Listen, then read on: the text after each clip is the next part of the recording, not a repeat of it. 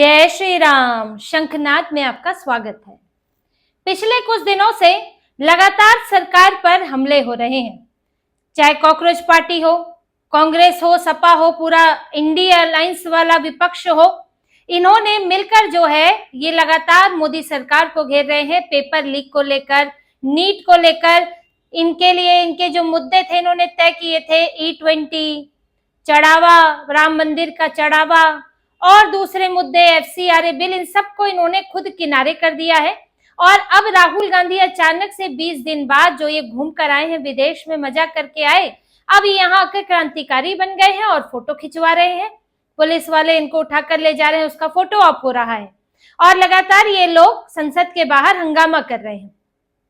लेकिन अब इनके इन करतूतों को देखते हुए और CJP वालों का अड़ियल रुख देखते हुए बीजेपी ने भी, PM मोदी ने एक बड़ा फैसला ले लिया है और ये फैसला इन लोगों के लिए बड़ी मुश्किल बनने वाला है।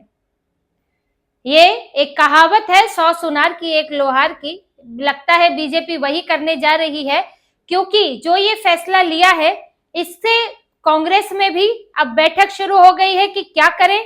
और ये कॉकरोच जनता पार्टी वाले भी ये सोच के परेशान है कि अब आगे इसके बाद क्या सेंटीमेंट बनेगा, हमारी क्या स्थिति होगी। बीजेपी एक बिल लाने की तैयारी में है जिसको कैबिनेट से क्लियर कर दिया गया है और जो पहले एजेंडा में नहीं था, वो है पेपर लीक को लेकर। पेपर लीक के मामले में सजा बढ़ाई जाएगी, कानून सख्त किया जाएगा। सजा की जहां तक बात करें तो 10 साल की जेल और 10 करोड़ का जुर्माना ये तय किया गया है, जबकि पहले ऐसा नहीं था। उसके अलावा और भी बदलाव किए जाएंगे जिससे कि कानून के लूप होल्स खत्म हो सके, जिसका फायदा उठाया जाता था बेल लेने के लिए, सख्त कानून ना होने के कारण जो है सजा तक ना पहुंच पाना या फिर अपराधियों में डर कम होना, तो उन सब का निपटारा किया जाएगा। अब जब ये बिल संसद में आएगा तो कांग्रेस जो इतने दिनों से अड़ियल बनकर बैठी है कि हम तो चर्चा ही नहीं करेंगे, पहले इस्तीफा चाहिए, तो अब कांग्रेस को तय करना पड़ेगा कि पेपर लीक पर चर्चा हो रही है, बिल पेश होगा, तो हमें वहां रहना चाहिए, नहीं रहना चाहिए। अगर ये उसमें शामिल नहीं होते हैं तो बीजेपी सवाल उठाएगी कि भाई आप छात्रों के लिए पेपर लीक पर सजा का प्रावधान हो रहा है, बदलाव हो रहे हैं, आप क्यों नहीं शामिल हो रहे हैं? क्या आपको सिर्फ इस्तीफा, मतलब अगर सिस्टम में बदलाव हो रहा है तो आपको सिस्टम में बदलाव नहीं चाहिए, सिर्फ इस्तीफा चाहिए? आखिर पेपर लीक के पीछे वजह क्या है? कि सिस्टम की समस्या है कि मंत्री की समस्या है? मंत्री अगर बदल भी दे, मान लीजिए आज धर्मेंद्र प्रधान इस्तीफा दे दें और किसी और को, मान लीजिए JP नड्डा को शिक्षा मंत्री बना दिया जाए और सिस्टम में कोई बदलाव ना किया जाए, क्या इससे कुछ हल निकलेगा? तो इसलिए सरकार ये दिखा रही है कि गड़बड़ियां कहाँ है, हम उनका हल कर रहे हैं और इसी के लिए पेपर लीक वाला बिल आ रहा है। अब कांग्रेस को झक मारकर इस पर चर्चा के लिए बैठना पड़ेगा और आपको धर्मेंद्र प्रधान से ही सुनना पड़ेगा, क्योंकि आप अगर चाहते हैं चर्चा हो तो मंत्री ही जवाब देगा ना। आप कह रहे हैं चर्चा करनी है, कह रहे धर्मेंद्र प्रधान इस्तीफा भी दो। अगर धर्मेंद्र प्रधान इस्तीफा देंगे तो फिर लोकसभा राज्यसभा में बयान कौन देगा भाई? जो व्यक्ति इतने दिनों से वो काम देख रहा है वही तो, जैसे कोई डिपार्टमेंट है, उसमें कोई अधिकारी है कोई डिपार्टमेंट का और उस डिपार्टमेंट का सवाल पूछा जाता है तो वही अधिकारी देगा ना। अगर आप बदल के नया अधिकारी ले आएंगे, वो तो पहले सिस्टम ही समझता रह जाएगा, फिर वो कहां से जवाब देगा?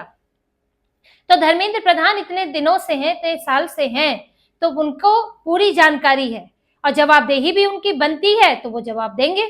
तो कांग्रेस को सुनना भी पड़ेगा धर्मेंद्र प्रधान को और आना भी पड़ेगा। अगर नहीं आती है तो गलत संदेश जाएगा कि पेपर लीक पर चर्चा हुई, सजा बढ़ी और कांग्रेस ने उस पर भाग नहीं लिया।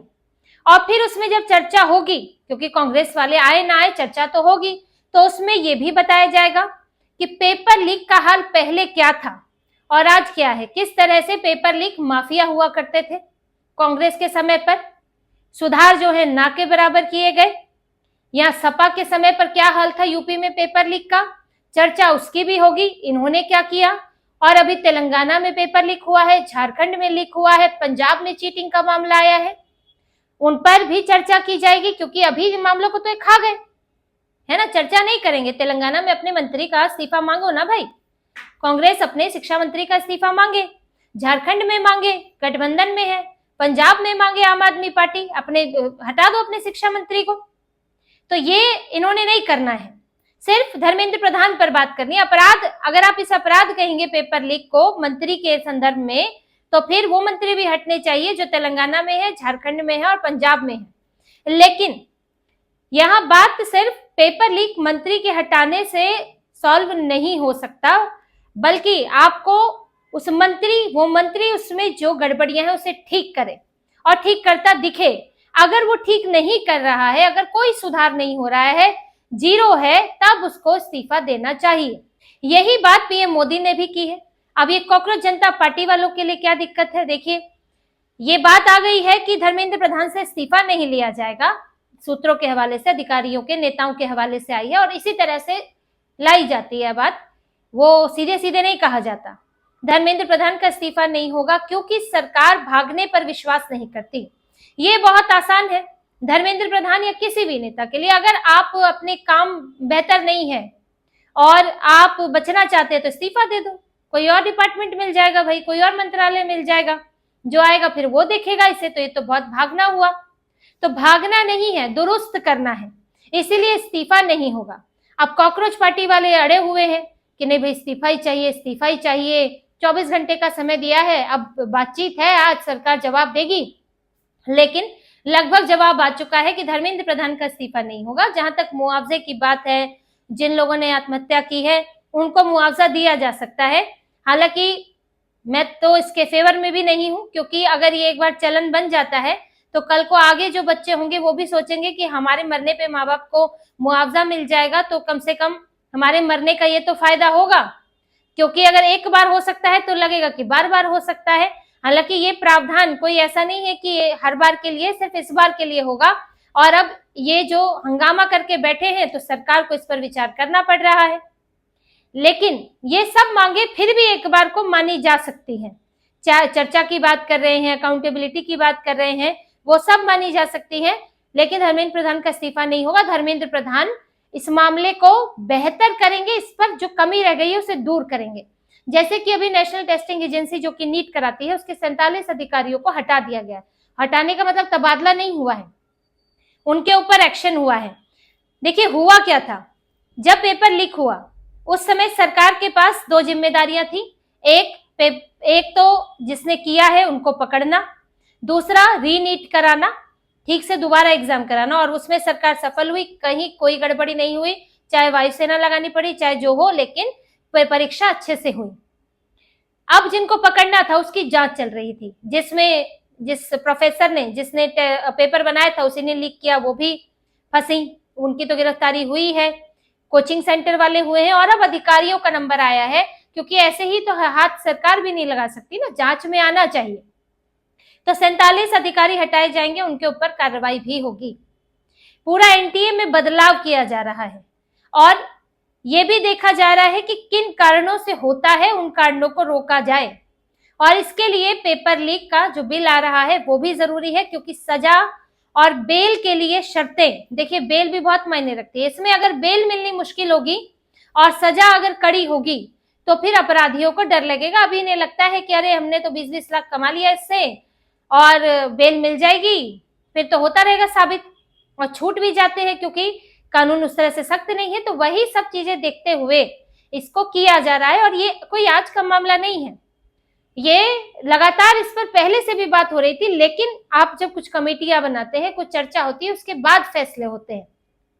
और ऐसा भी नहीं है कि हर साल लीक हो रहा है, ये कई बार कामयाब हो जाते, कई बार सरकार कामयाब हो जाती है, तो इस तरह की चीजें चलती हैं।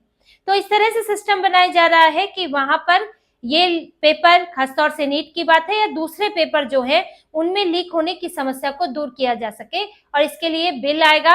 अब इस पर विपक्ष भी, यहाँ पर विपक्ष तो जाना ही पड़ेगा इन्हें, क्योंकि जब इन पर सवाल उठेंगे, इनके करतूतें बताई जाएंगी, तो फिर ये भी वहां रहना इनके लिए जरूरी होगा कि हम भी बताएं, हम भी, हमारे बयान भी चले सोशल मीडिया पर कि हमने सवाल उठाया। राहुल गांधी बोलेंगे, हीरो बनने की कोशिश करेंगे, तो वो सब के लिए तो इनको जाना ही पड़ेगा संसद के अंदर।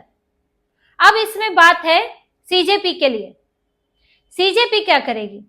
अब इसको आप ऐसे समझिए कि ये वैसे तो कह रहे धर्म हम स्टूडेंट्स के लिए कर रहे हैं जी, स्टूडेंट्स की, ताकि नीट पेपर लीक ना हो दोबारा, शिक्षा व्यवस्था दुरुस्त हो, है ना।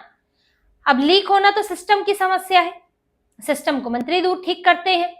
अब आप कह रहे हो कि मंत्री ही हटे, और अगर सिस्टम दुरुस्त कर रहा है वो मंत्री तो भी कह रहे हो कि हटे। तो यहाँ पे फंसेंगे आगे चल के कि अगर वो मंत्री उस सिस्टम को बेहतर कर रहा है और इस तरह का बिल लाया जा रहा है, बिल लाया गया, उसको पारित भी हो जाएगा, कानून बना दिया गया है, सख्त कानून बना दिया गया है, इतने बदलाव हो रहे हैं, तो जो सिस्टम में बदलाव हो रहा है क्या वो आपको नहीं दिख रहा है? आपको सिर्फ इस्तीफा ही क्यों चाहिए? यहां सवाल इनके खिलाफ उठेगा, सेंटीमेंट बनेगा, क्योंकि इतनी चीजें हो रही हैं, क्या दूसरों को नहीं दिख रहा है? मैं वामपंथियों की बात नहीं करूंगी, इस्लामिस्टों की बात भी नहीं करूंगी, लेकिन वहां बैठे और भी लोग हैं, जिनमें से कुछ हैं जिनके पेपर पहले कई बार, जो खुद पेपर लीक का शिकार रहे, चाहे वो दूसरे पेपर हों, जो खुद तैयारी भी करते हैं, ऐसे बच्चे हैं, ऐसे लोग हैं वहां पर जो मौजूद हैं। क्या उनके दिमाग में नहीं खटकेगा कि भाई इतना सब तो कर ही रही है ना सरकार, इस्तीफे के लिए अड़ने की क्या जरूरत है? और इस्तीफे से फायदा क्या होगा? जब सरकार ने दूसरी चीजें दुरुस्त कर दी हैं तो आपको इस्तीफा ही क्यों चाहिए? तो यही चीजें, और पेपर लीक समस्या आज की नहीं है, बहुत पुरानी समस्या है, और इसका समाधान जिस तरह से आज हो रहा है वैसा पहले नहीं हुआ है, वरना समस्या यहाँ तक आती ही नहीं। और ये 100% भी होना बड़ा मुश्किल है। देखिए ये भी एक सच है कि 100% आप इसको फुल प्रूफ कर लें, क्योंकि कभी कहीं से अब जो पेपर सेटर है अगर वो ही सब दाव पर लगाकर पेपर लीक कर दे तो आप उसमें सरकार कितना कर पाएगी, है ना। ये बात मैं पहले भी दोहरा चुकी हूं, लेकिन ये होना चाहिए कि अब ऐसी स्थितियों के अलावा कोई और स्थितियां ना बने, चाहे ट्रांसपोर्ट हो, चाहे फोटोकॉपी हो, कि उनके जरिए लीक हो। और यही बात सरकार संसद में करेगी कि ये सब समस्याएं रही हैं और इन समस्याओं का समाधान हम कैसे कर रहे हैं। तो अब जब समाधान होने लगेगा तो विपक्ष के पास भी आधार कम बचेगा, और विपक्ष तो अभी दूसरे बिलों में भी उलझने वाला है, वो आगे चलकर होगा। और यहाँ अभिजीत दीप के, आशुतोष रांग का, सौरभ दास जो ये बैठे हुए हैं कि मोदी सरकार को झुकाएंगे, हटाएंगे, तो इनसे भी सवाल पूछा जाने लगेगा कि अब इतना भी जिद क्या है भाई? जब मंत्री दुरुस्त कर रहा है, काम ठीक कर दिया है, बदलाव हो रहे हैं, तो अब ऐसा भी क्या पड़े हुए हो कि नहीं जी इस्तीफा ही लेकर मानेंगे, इस्तीफे से क्या बदल जाएगा? और तो ये बैकफुट पर आएंगे और इनके खिलाफ ही सेंटीमेंट बनना शुरू होगा। तो ये एक बिल जो है, ये सरकार जो लेकर आई और ये काफी चर्चाओं के बाद लाया गया, तो ये दोनों ही इससे घिरने वाले हैं, चाहे विपक्ष है चाहे कॉकरोच पार्टी वाले हैं। और कॉकरोच पार्टी वाले में जो वहां पर बैठे लोगों की बात नहीं है, ये जो इसे संचालित कर रहे हैं, जो मास्टरमाइंड है, उनकी बात कर रही हूं मैं। तो ये लोग इससे घिरने वाले हैं, और जो वीकेंड के बाद, शनिवार इतवार के बाद जो हफ्ता आएगा, वहां पर इनके लिए परेशानी बढ़ने वाली है। तो इसी तरह की और खबरें और विश्लेषण आपके लिए लाते रहेंगे, हमसे जुड़े रहिए, सब्सक्राइब कीजिए, कमेंट कीजिए। बहुत बहुत धन्यवाद। जय श्री राम।